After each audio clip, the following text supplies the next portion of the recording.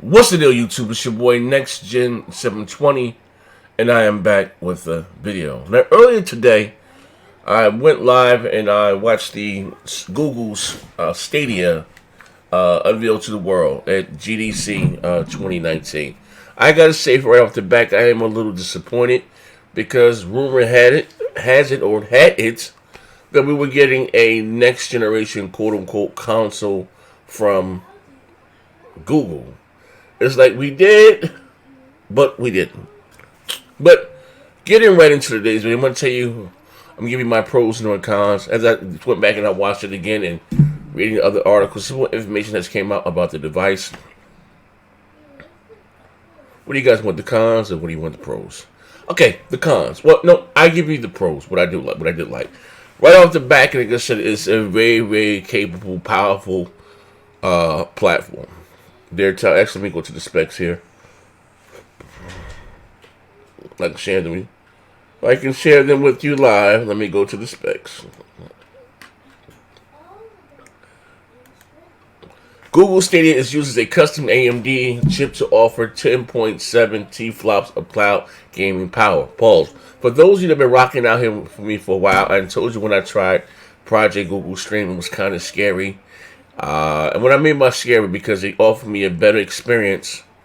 Me playing Assassin's Creed Odyssey, streaming it, it looked better than my Xbox One X. And when I said this to you guys, a lot of you guys, I told you it was 1080p, it looked like it was 1080p, 60 frames a second, high settings.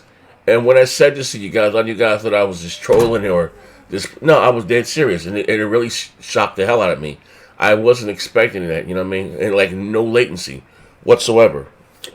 And it kind of caught me off guard. And this comes from a guy who likes traditional ways of gaming. Like I like I don't mind consuming my content digitally, but I like going out and getting a console, unboxing the console. You know what I mean? I'm all about that right there. And to me, it was a glimpse into the future, and it scared the hell out of me. You know. I told you guys, like I'm, just keeping it funky. I couldn't wait to try to come here and slam it. You know what I mean? And now we know why Microsoft came out and say xCloud. And honestly, if just comparing to what Google showed today, to what Microsoft did inside Xbox 2019, inside Xbox 2, it's night and day. It looks like they're so far ahead of Microsoft when it comes to what they're able to do. Now listen, just comparing the two. Now, according to Microsoft, what they're going to have in a Xbox in their xCloud is going to be 1.3 teraflops of compute power with the Xbox One S's. This thing here, this Stadia, and here's a picture of one of the servers of the drivers. It has 10.7 teraflops of raw power. That's more than the X and more than the PlayStation 4 Pro combined. So some of the rumors were true that it will be more powerful than the X and the Pro combined, but again, it's not a static box, but we're going to come to that in a minute. I told you this was what they offered during the beta testing. I know they didn't talk about specs of what you may need, but during the beta, you could use to use it. It was 15 up, 15 down, but the recommended specs was 25 up, 25 down. Me and myself, I have 300 up, 300 down. But not everyone has, fiber optics, whatever the case. But we're going to come in a minute. I didn't have any issues whatsoever. Now, they're quoting or coming out and saying that they're going to be able to at launch 4K 60 HDR, and surround sound.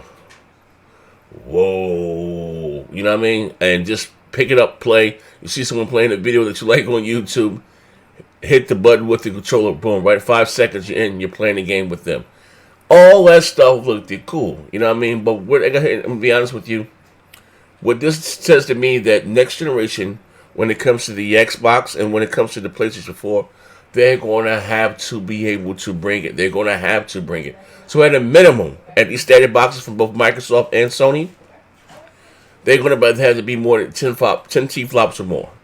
60 frames a second. 4K 60 HDR, 60 frames a second. Google, and look, kudos to them.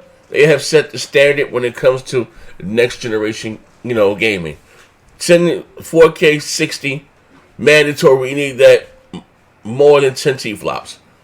Well, you know what I mean? That's just, to me, like I said, a no-brainer. But anyway, like I said, and to me, like I said, it puts the pressure on Microsoft. And like I said, Microsoft is supposed to be touting the Xbox One S is in their cloud.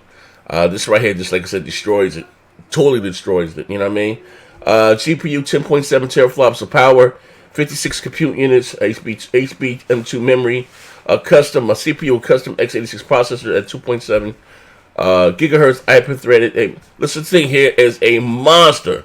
L2, L3 cache at 9.5 megabytes per second. This is like sudden overkill. Here's are the stats of these specs, rather, of the PS4 Pro, which is 4.2 T-flops. The Google Stadia is 10.7, and of course the Xbox One X is 6.0. Digital Foundry also did a breakdown on this here tech, and they got their hands on it. And the latency is the big issue. Everyone's complaining about it. And then I told you guys, me not knowing the specs, me not knowing what was going on, I said it scared the hell out of me. It's a Digital Foundry. Shout out to my man Red Dragon. I haven't spoken to him in a minute.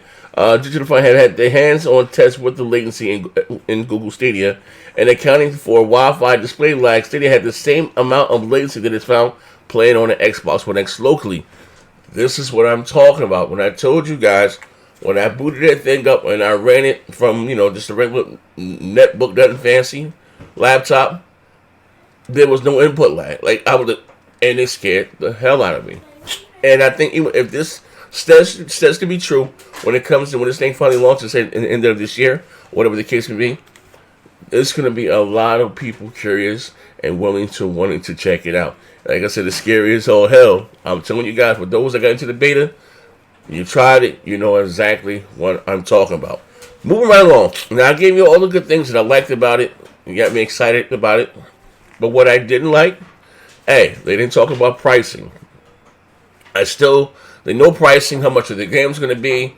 I know they said 4K is that's something you can have. I think the Chromecast, they should have dove more into that. No pricing. I wanted to see the ecosystem. They said play with your friends. Do you have a friends list? Do you have achievements? How much you gonna get? How much you gonna charge for the games digitally? Also, too, another rumor that they're working side by side and hand in hand with Sega. Now, out in front of their conference, you saw the Sega Dreamcast inside this glass booth. Nothing, like just teased nothing from Sega, no announcements. But they did say they were having another show come this summertime. I don't know if they're coming to E3. But, again, I didn't like it. So no pricing. I would like to see the ecosystem. Do you have a friend? How's the party chat going to work? How's voice chat going to work? The pricing of games. What else? I had a list here and I don't even see it. But again, that's what I didn't like. I said, I'm still scratching my head and having more questions, like I said, and answers. Exclusive content on the box, right? Exclusive content. Now, like I said, they did say that they will be having exclusive content for this machine, for this, they said, the console. But again, no mention of that whatsoever. No mention of that whatsoever. Somebody just... No, they my brother now. That's what they in here right now. Boot up the Division. No mention of that whatsoever. So a little disappointed about that. They already in my game. Look at that. They didn't hop in my game already. What else? Let's fucking get the hell up out of here. No pricing, no ecosystem. I wanted to see the friends list. I wanted to see the party chat features, the chat features. And like I said, games. You know what I mean? I'm still very, very disappointed that we're not getting looks like we're not going to be getting a set console, because I still, again, even if it's not needed or not, maybe it may become our arcade experience. But I prefer to have a console still. But it's going to be exciting time to see what they're going to bring. It really puts the pressure on Sony and Microsoft. If this thing comes in and still able to compete, it's about to heat up for next generation. It's about to heat up.